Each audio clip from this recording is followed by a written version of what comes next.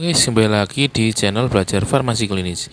Di video kali ini kita akan belajar tentang apa itu FMEA dan form FMEA.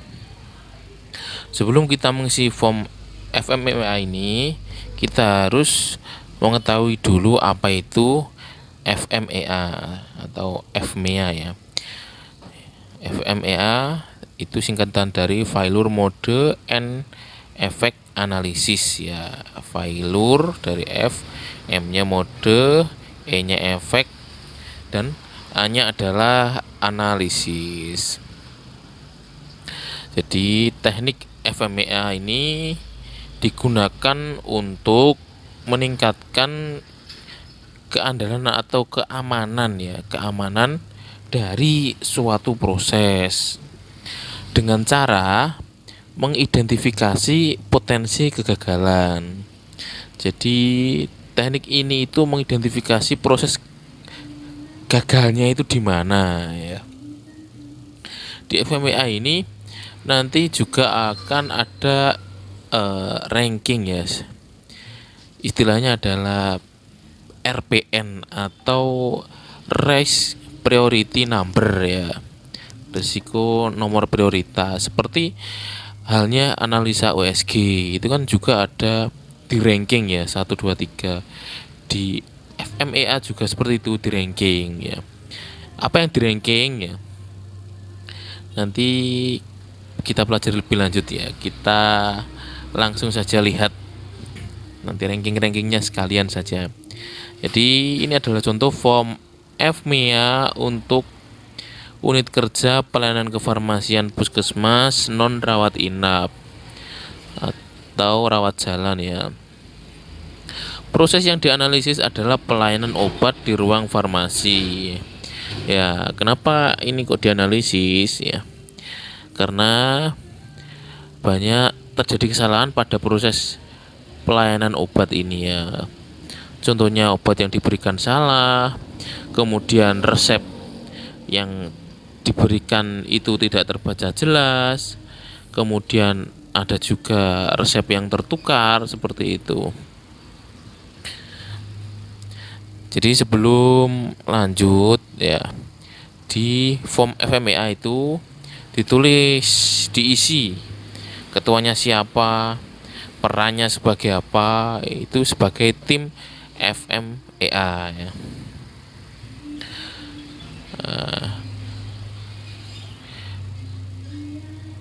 Jadi untuk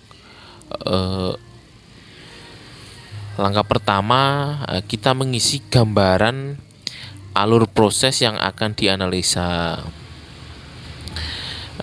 Alur proses pelayanan obat di ruang farmasi. Jadi alurnya yang sekarang terjadi itu seperti apa ya, inilah ya.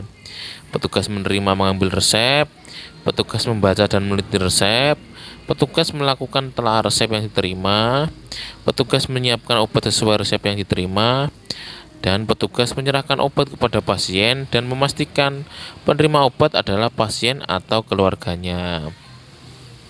Jadi alurnya seperti ini. Kemudian lanjut di identifikasi failure mode. Jadi ada 5 tahapan ini. 5 tahapan ini diidentifikasi failure modenya ya. Jadi 5 tahapan diidentifikasi failure modenya. Contohnya menerima dan mengambil resep sesuai urutan. Di failure modenya itu ada kesalahan identitas, salah resep tertukar, itu juga sudah pernah terjadi resep tertukar. Kemudian kesalahan identitas ini ya juga pernah.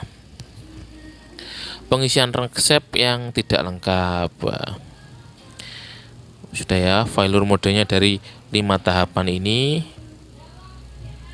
Lanjut tujuan melakukan analisis FMEA.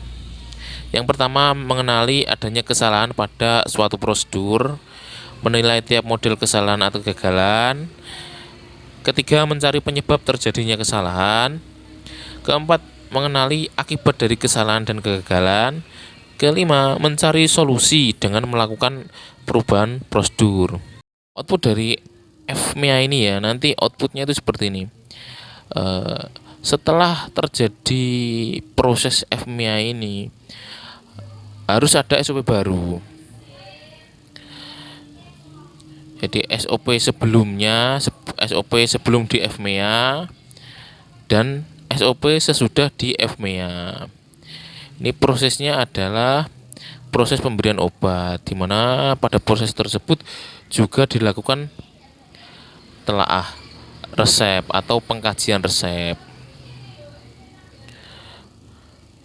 Lanjut ya, lanjut tahap keempat, identifikasi akibat jika terjadi failure mode untuk tiap-tiap failure mode. Jadi 5 tahapan tadi, ini kan failure mode yang di atas itu ya, di sebelumnya tadi. Jadi isi dari poin keempat ini, dari tahapan proses failure mode itu ditambahi kolom akibat ya. Jadi dari 5 tahapan tadi ya, failure mode akibat, contohnya menerima dan mengambil resep sesuai urutan. Kesalahan failure modenya ya, kesalahan identitas, resep tertukar, pengisian resep tidak lengkap. Ini kan sama seperti tadi. Lah, kita memberikan tambahan kolom akibat ya. Akibatnya dari kesalahan identitas itu apa sih? Waktu tunggu jadi lama. Jadi perlu konfirmasi lagi ke penulis resep. Kemudian resep tertukar ya, bahaya ini, salah penerima obat. Sebelumnya itu juga pernah ya resep tertukar, resep tertukar ini. Saat memanggil pasien A, tetapi yang maju pasien B ya. Jadi meminimalisir kesalahan-kesalahan seperti tersebut ya. Contohnya hal yang dapat kita lakukan, yang pertama itu kalau kita melakukan pemanggilan pasien secara manual, itu sangat menguras tenaga dan volumenya kurang. Otomatis kita perlu penambah speaker untuk suara ya. Jadi harus ada pengeras suaranya. Jadi pasien jelas. Hal tersebut kan meminimalkan terjadinya kesalahan pemberian obat. Baik itu kesalahan dari kita sendiri sebagai pihak yang memanggil pasien dan pasien sendiri yang menerima obat. Jadi tidak ada miskomunikasi ya. Lanjut, membaca dan meneliti resep. Ya, resep tidak dapat dibaca atau kurang jelas. Salah dalam menentukan dosis dan jenis obat. Salah membaca resep, kesalahan identitas ya. Salah membaca resep ini juga pernah terjadi. Jadi yang ditulis di dalam resep itu gentamisin tetes mata, tetapi diberikan gentian violet ya. Jadi nanti warna matanya setelah ditetesi itu warna ungu ya. Pernah hal seperti itu terjadi, itu pernah. Di saat itu yang jaga enggak saya, pas itu ada panggilan, ada yang mengganti ya. Ganti pas pulang ketemu dengan pasien, pas saya pulang, Mas, obatnya kok biasa nih ya. Lah pripun Pak? Biasanya tetes matanya warnanya gak ngini. Jadi pasien cerita, terus tak cross check lagi. Cross check. Ayo Pak, monggo pinarak dulu. Kemudian saya tanya identitasnya dari pasien, cross check ke resep. Memang kesalahan dari petugas. Jadi salahnya ya itu tadi, gentamisin tetes mata diberikan gentian violet, tapi belum sampai digunakan. Nah, terus kalau terjadi kesalahan seperti itu, tanggung jawabnya siapa ya? Jelas yang salah adalah apotekernya ya. Tidak mungkin apotekernya kok menyalahkan petugas lain ya, jelas kok tanggung jawabnya apoteker. Lanjut, menyiapkan obat sesuai resep. Salah mengambil obat ya, failure modenya. Tenaga yang menyiapkan tidak kompeten ya. Jadi seperti ini juga dimasukkan ya dari kasus tadi. Nanti filenya saya taruh di link deskripsi, siapa tahu ada teman-teman yang butuhkan. Kemudian poin yang kelima, identifikasi kemungkinan penyebab failure mode dan deskripsikan upaya-upaya yang sudah dilakukan. Ini kalau ada untuk mengatasi failure mode.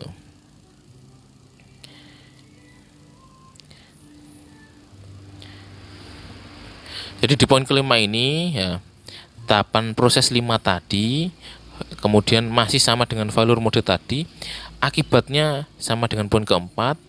Nah, kita tambahkan kolom penyebab dan upaya yang telah dilakukan. Lanjut di poin 6 ya. Di poin 6 ini lakukan penghitungan RPN atau risk priority number. Jadi risk priority number ini kita menilai 3 poin yang dinilai ya. Severity, occurrence, dan detectability. Nanti hasilnya itu setelah dinilai dikalikan semua. Lah, severity itu artinya apa? Severity artinya keparahan ya. Kemudian occurrence artinya apa? Itu kemungkinan terjadinya ya. Jadi kemungkinan terjadinya itu occurrence. Severity keparahan, occurrence kemungkinan terjadinya. Kemudian untuk detectability artinya adalah kemungkinan kegagalan deteksi ya. Mungkin gak deteksi ini gagal ya. Nah, setelah kita nilai, kita kalikan semua. Hasilnya adalah RPN ini ya, risk priority number. Oh, sudah dikalikan semuanya.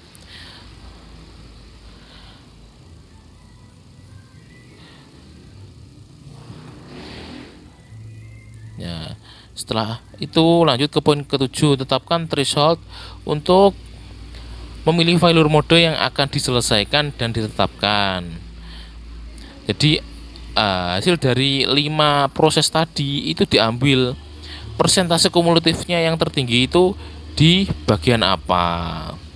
Ini bagian 4 ya. Kemudian diskusikan dan rencanakan kegiatan atau tindakan yang perlu dilakukan untuk mengatasi failure mode tersebut. Tetapkan penanggung jawab dan kapan dilakukan. Jadi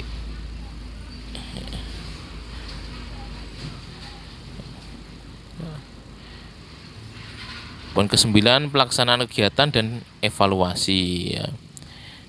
Ini juga dilampirkan ya SOD-nya, severity, occurrence, dan detectability.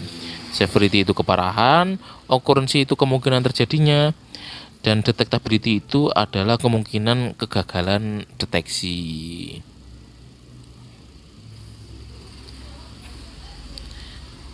Ya. Hasilnya susunan SOP baru sesuai dengan hasil analisa FMEA. Jadi dari 5 proses SOP tadi, setelah di FMEA itu jadi 12 proses ya. Agar tidak terjadi kesalahan pemberian obat. Jadi ada 6 proses tambahan hasil dari pelaksanaan FMEA seperti itu ya. Nanti saya taruh filenya di link deskripsi. Baik, selesai sudah belajar kita kali ini. Kita ketemu di video berikutnya. Salam belajar farmasi klinis, semangat belajar.